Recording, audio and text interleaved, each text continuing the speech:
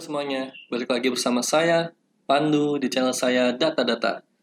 Oke, pada hari ini, pada video ini maksudnya ya, saya akan mencoba share terkait penggunaan lookup value.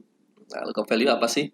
Sebenarnya lookup value itu adalah bahasa formula yang diterapkan di Power Pivot menggunakan bahasa DAX gitu ya, bahasa formula DAX. Nah, ini sebenarnya masih saudaraan sama VLOOKUP dan XLOOKUP yang biasanya di Excel biasa. Cuman karena ada perbedaan sedikit, karena data yang digunakan berbeda gitu ya, sebagai input di formulanya itu berbeda. Kita di Power Pivot biasa menggunakan data yang cukup besar. Jadi salah satu perbedaannya konsistensi hasilnya nanti ya. Akan saya jelaskan di video ini gitu ya. Nah, langsung aja kita lihat diagram simplifikasinya. Bagaimana lookup value itu bekerja. Nah, jadi contohnya ini Anto. Kita mau nyari nilai Anto di tabel atau dataset siswa. Kita cari di tabel atau dataset nilainya Anto ya. Kita cari referensinya, namanya Anto, dicari ketemu nilai 8, ditariklah nilai 8 ke sini ya kan. Nah, VLOOKUP dan XLOOKUP biasanya dimasukin formulanya di sini nih. Nah, sama juga kayak lookup value gitu ya. Oke, jadi intinya sama aja kan, sama seperti VLOOKUP dan XLOOKUP gitu ya. Oke, langsung aja cara menggunakannya di Power Pivot seperti apa. Jadi pertama-tama teman-teman langsung ke tab Power Pivot, langsung ke Manage Data Model, klik. Nah, nanti akan masuk ke window utama Power Pivot. Oke, ini kita delete dulu sebentar biar bisa ditunjukkan dari awal seperti apa. Oke, di delete juga. Oke, udah seperti baru ya, seperti bayi baru lahir, kertas putih blank. Oke, nah ini jendela utama Power Pivot. Oke ya. Nah, pertama-tama kita akan meload datanya di sini ya kan. Kalau nggak di-load gimana cara kita analisanya ya kan. Nah, kita pertama-tama lihat get external data. Nah, ini dilihat ada from database. Ini bisa dilihat kalau misalnya teman-teman mau tarik dari database udah bisa, SQL Server, Access, dan yang lainnya. Di sini juga ada from data service, terus ada from other source, nanti akan kita pakai ini ya. Nah, ini terakhir existing connection. Jadi kalau misalnya udah ada datasetnya gitu ya, kita bisa lihat existing connectionnya, dia koneksi ke datanya tuh kemana gitu ya. Di sini listingnya di sini. Kita close aja dulu. Nah, kita from other source dulu, kita pakai ini ya. Oke, nah ini banyak pilihannya. Ada relational database, terus Azure, segala macam akses juga ada. Terus kalau mau narik dari PostgreSQL, dari OLEDDB atau ODBC, bisa juga gitu ya, bikin koneksinya. Nah, sekarang yang simpel dulu, kita tarik dari yang paling bawah nih, text file. Text file itu ada dua. Pertama Excel file, dan text file. Nah, CSV ya, biasanya CSV text file ini. Nah, biasanya data-data berukuran besar, itu bentuknya CSV. Jadi kita, kalau misalnya teman-teman mau load data yang besar, ini pakai yang text file aja gitu ya, text file paling bawah. Nah, untuk contoh saat ini kita gunain data dari Excel biasa gitu ya, biar gampang. Ini klik aja Excel file. Nah, Excel file path-nya sama juga. Ini di mana naruhnya gitu kan? Di browse aja, langsung ke sampel WB. Kita pakai yang ini. Open.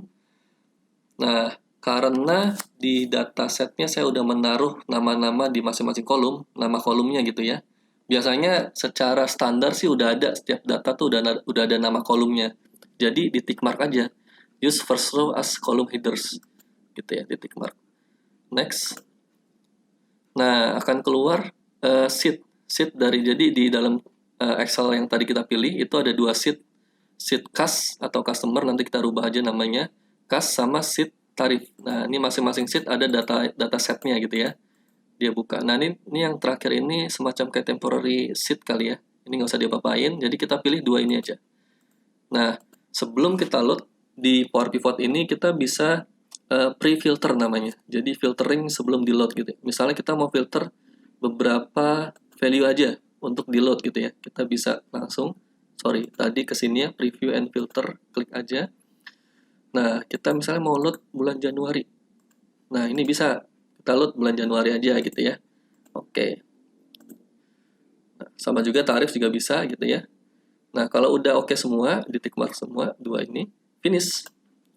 Nah, nanti dia akan loading. Oke, sukses, close. Nah, terloadlah semuanya data. Gitu ya, datasetnya. Jadi ada dua dataset. Pertama dataset customer sama tarif. Nah, ini kita rubah aja nama customernya. Diklik kiri 2 kali aja.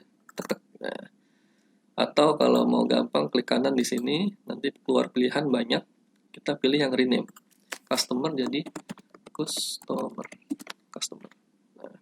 Nah, terus atributnya saya juga mau rubah nih, nama kolomnya. Diklik kanan aja. Terus pilih rename. Kita rubah data date. Nah, sama ya, sekarang namanya data date yang isinya tanggal, di kolom di tabel dataset tarif juga namanya data date, sama juga. Oke, ini untuk loading dan renaming sedikit ya. Nah, kita skenario-nya apa nih? Kita skenario mau mengambil tarif ya. Jadi di dataset customer ini isinya adalah dimensi customer. Jadi kayak data date salah satunya tadi, terus ada company name-nya, terus service number-nya. Jadi masing-masing company name ini punya unique service number gitu ya. Jadi service number ini kayak ID produk lah yang dia pakai di perusahaan kita misalnya. Nah, tiap service number ini semestinya ada tarifnya gitu ya. Nah, di dataset customer ini belum ada tarif di sini. Makanya kita akan tarik tarifnya dari dataset tarif gitu ya. Nah, di sini ada tarifnya. Penghubungnya apa antara dua dataset ini? Tadi, service number. Jadi, berdasarkan referensi service number-nya dihubungkan dua dataset ini. Dari customer, dia akan menarik nilai tarifnya dari dataset tarif. Gitu. Itu simple skenario-nya ya. Jadi, ini basic penerapan di Power Pivot paling simple tuh salah satunya ini, lookup value. Oke, kita langsung aja masukin formula lookup value-nya di mana. Nah, di sini add column ya, formula pertama, lookup value. Nah, ini kan namanya masih add column ya. Kita langsung namain jadi, namanya nanti tabel tarif. Kolom tarif. Tarif per bulan. Ini nama kolomnya. Terus titik 2 sama dengan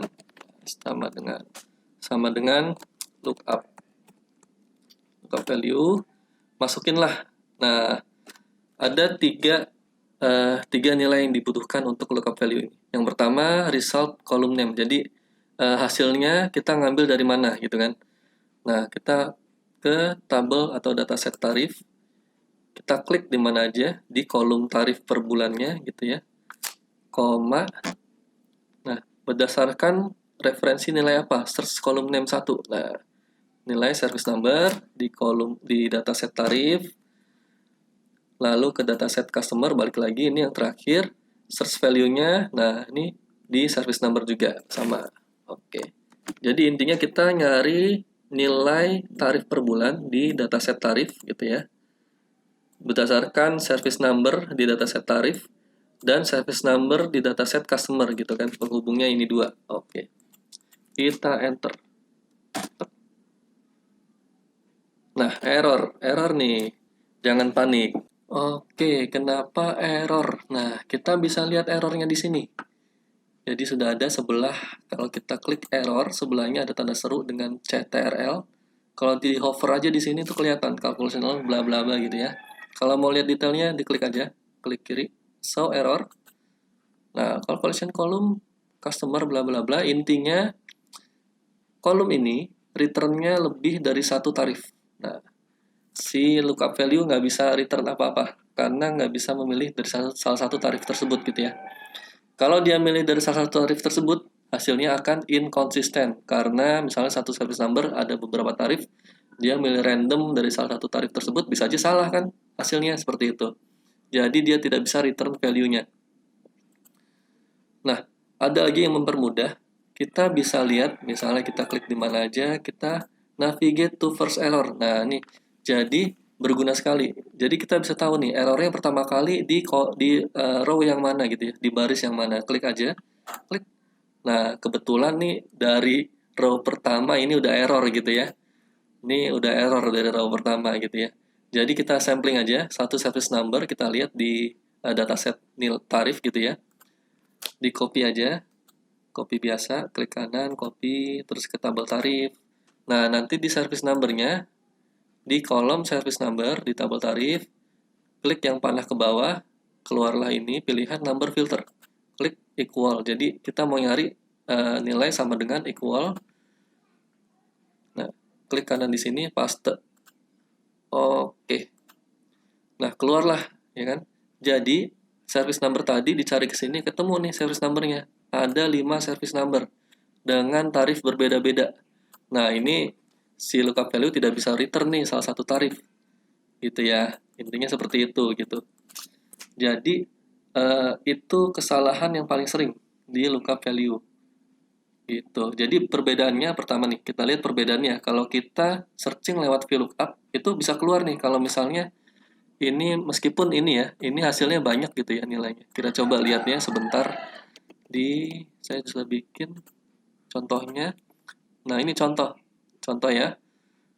Contoh kita mau nyari nilai Budi di kolom sebelahnya gitu kan. Nilai Budi 7. Nah, ini VLOOKUP biasa gitu ya. Nama Budi, cari di sini, ekstrak nilainya gitu kan. Hasilnya 7. Karena dia menarik nilai paling atas yang pertama kali ketemu. Kalau kita ganti 0, 0. Kalau kita ganti 9, 9. Kalau kita delete 0 gitu kan, berubah nih 0. Kita ganti 8, 8 gitu ya. Nah, ini jadi dia akan mengambil nilai paling atas. Coba kita sort ya sekarang. Kita sort dari smallest to largest.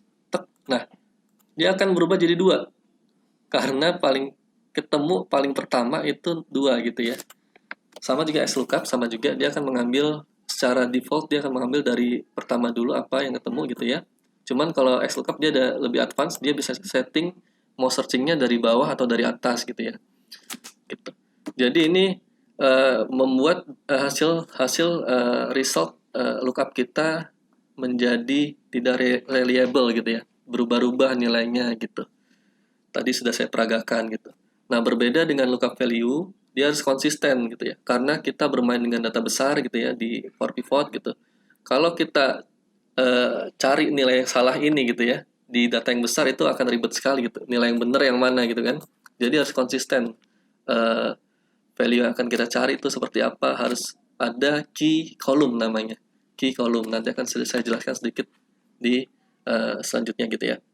Nah, di for pivot sebenarnya bisa juga nyari nilai pertama gitu ya, dari yang kita ketemukan. Nilai pertama itu apa, kita pakai namanya first non blank. Jadi kita harus kasih perintah tuh yang pasti gitu ya, yang pasti lo mau nyari apa gitu ya. Jadi kita cari first non blank, oke, nanti dia akan cari first non blank gitu ya, first non blank. Atau kita mau cari last non blank juga bisa dirubah last gitu ya, last non blank. Jadi ada tiga rumus DAX, nanti digabungkan jadi satu, bisa calculate first non blank atau last non blank sama filter. Nah, itu nanti saya peragakan di video saya selanjutnya gitu ya. Nah, itu yang pertama gitu. Jadi harus konsisten. Nah, cara konsistensi gimana caranya gitu ya di dataset gitu ya. Paling gampang adalah kita harus punya yang namanya key column. Key column. Nah, semacam unique value ya. Jadi key column ini suatu kolom yang value-nya ini, misalnya 1, 2, 3, 4 ini tidak ada di baris lain gitu ya. 1, 2, 3, 4 ini hanya satu di satu baris gitu, tidak ada di tempat lain.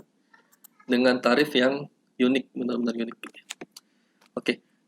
Non-unique atau bukan key column gitu ya, biasanya dia mempunyai duplikasi di beberapa row. Misalnya 1, 2, 3, 4 ini ada di 2 row gitu ya. 1, 2, 3, 4. 3, 2, 1, 4 ada di 2 row. 3, 4, 2, 1 ada di 2 row. Nah, mending 2 ini tarifnya sama. Ini tarifnya berbeda pula gitu ya. Nah, ini yang membuat bingung sebenarnya lookup value itu. Dia mau narik tarif yang mana gitu ya. Kalau dia 130 sampai 130, mungkin dia bisa returnnya 130 gitu ya. Cuma ini 150, dia mau narik tarif yang mana gitu kan. Nah, itu yang tidak konsisten gitu ya. Nah, itu yang pertama. Jadi kita harus punya key column namanya, key column. Yang kedua, kalau kita sudah punya key column tersebut, kedua key column itu yang ada di dua dataset berbeda itu formatnya harus sama. Misalnya key column ini dia formatnya number, di tabel tarif juga harus formatnya number key column-nya gitu ya. Dia di sini teks, di sini juga harus teks gitu. harus sama lah formatnya gitu, nggak boleh berbeda. Jadi dua hal tersebut yang saya lihat sering terjadi ya ketika error di lookup value. Oke, balik lagi ya ke Power Pivot-nya. Kita lihat, nah kita harus bikin satu key column di sini ya. Jadi satu key column, jadi yang tidak ada duplikasi eh, ininya apa row service number-nya. Contohnya ini ya, kalau kita klik yang paling atas, kita klik di sini, kita pilih salah satu, klik kanan, filter, pilih filter, filter by selected cell value, klik aja. Nah nanti akan keluar tuh yang cell value ini gitu ya, keluar semua. Nah ini setiap data date maksudnya setiap kita narik data, misalnya kita narik di bulan Januari, service number ini ada gitu ya. Kita tarik lagi data bulan Februari, service number ini ada, dan seterusnya gitu ya. Nah ini setiap data date dia ada gitu ya. Nah ini nggak unik kan? Nah kita buat satu unique column gitu ya. Oke, kita buat satu unique column di sini aja, add column lagi, unique atau enggak kita namain ini aja, key column.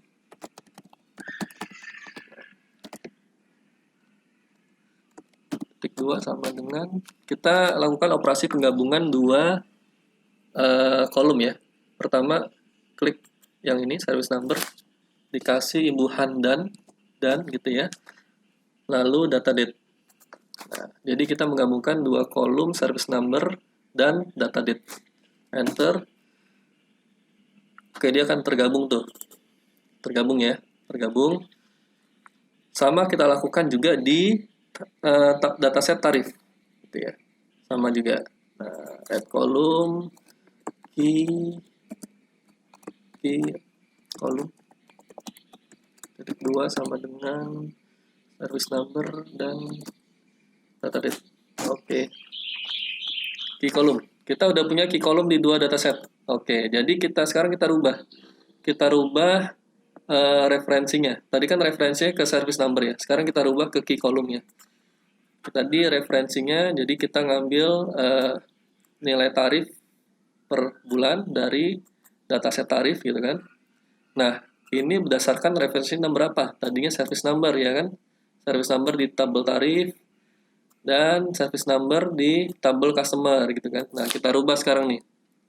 Kita rubah dua value ini. Kita delete aja yang ini. Oke. Kita rubah, kita masuk ke tabel tarifnya dulu. Nah, kita di sini udah ada listingnya ya, pilih aja ya sebenarnya ini. Key column. Nah, tarif key column. Jadi tabel tarif key column. Kolom key column. Oke. Koma udah langsung otomatis balik ke tabel customer. Nah, kita lihat key column, klik aja. Key column. Nah, kelihatan. Jadi udah ada key column sebagai referensinya dua ini ya. Kita enter. Nah, keluar kan? Gampang sekali. Jadi error handlingnya mudah sekali. Jadi kita buat key column, kita rubah referensinya jadi key column gitu ya. Nah ini keluar, contohnya satu ini, kita ambil contoh satu sampling aja, 14 juta ini. 14 juta di data date bulan Maret gitu ya, nomor service number ini gitu ya. Kita lihat di kolom tarif, tabel tarif. Oke, ya ini kan service number ini bulan Maret 14 juta. Jadi exactly si lookup value akan mereturn 14 juta gitu ya, tidak mereturn yang lainnya karena kita udah menggunakan key column gitu. Nah, gampang kan? Gampang banget ini. Jadi ini implementasi DAX ini paling beginner ya, paling dasar. Salah satunya lookup value.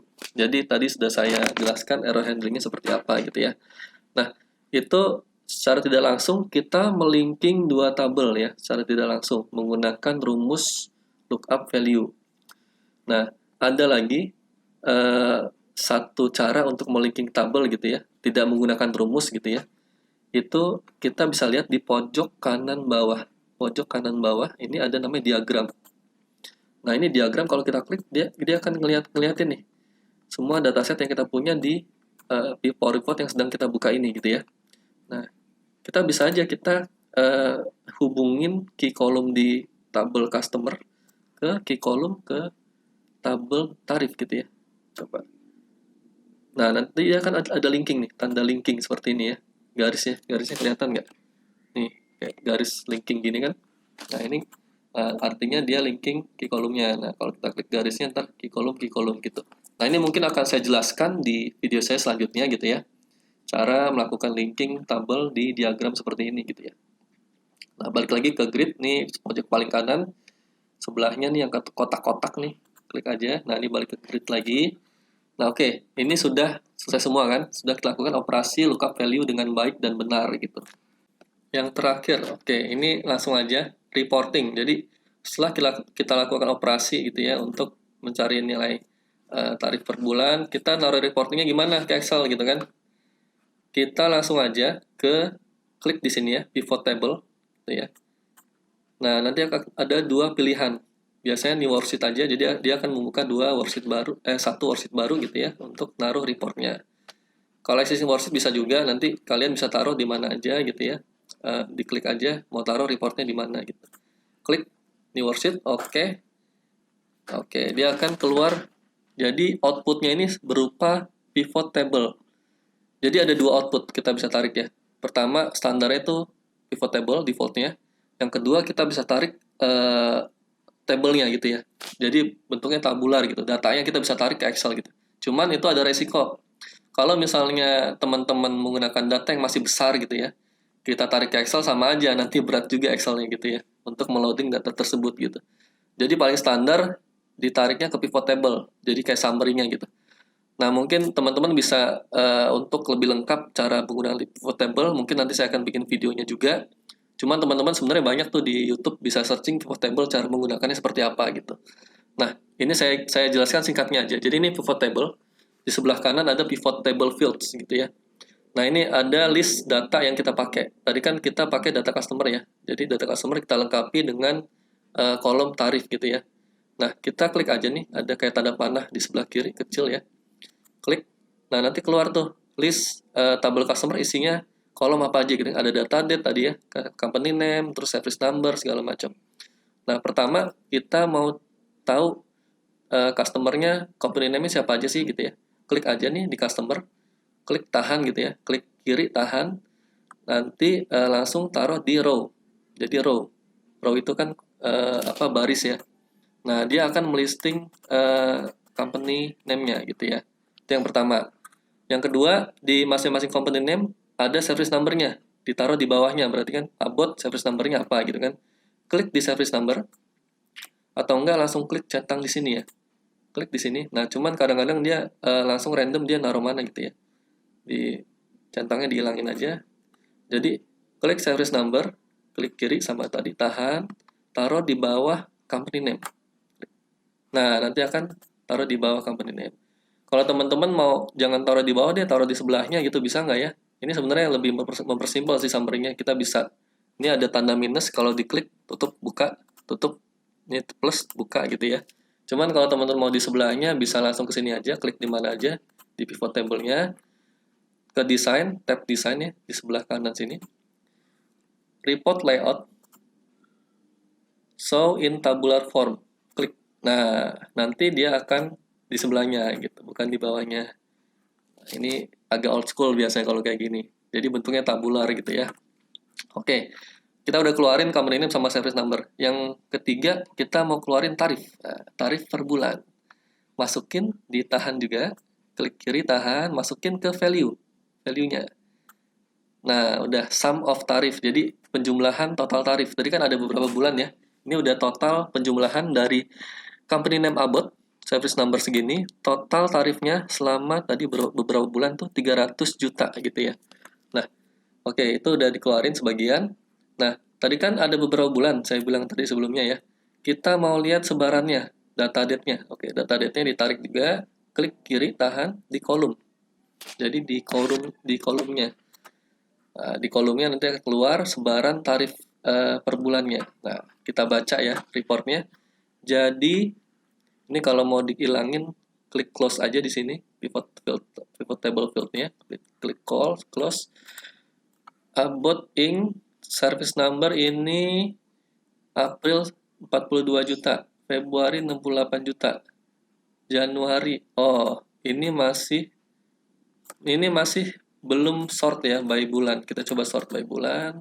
Oke, sort ini A to Z. Mestinya kalau sudah formatnya date, mestinya bukan A to Z, tapi old to newest, gitu. Oldest to newest. Ini berarti formatnya ini masih teks.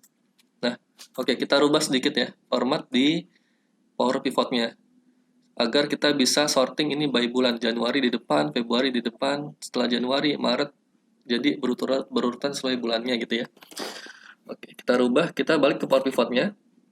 Nah, di data date ini, kita lihat formatnya, data type-nya masih teks. Nah, pantesan dia nggak bisa sorting by urutan bulan. Kita rubah teks ke date.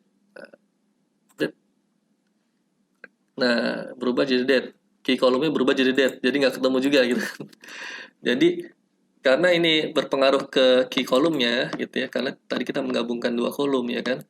Jadi di tarifnya juga, di data tarifnya kita rubah juga data date-nya menjadi date juga. Klik.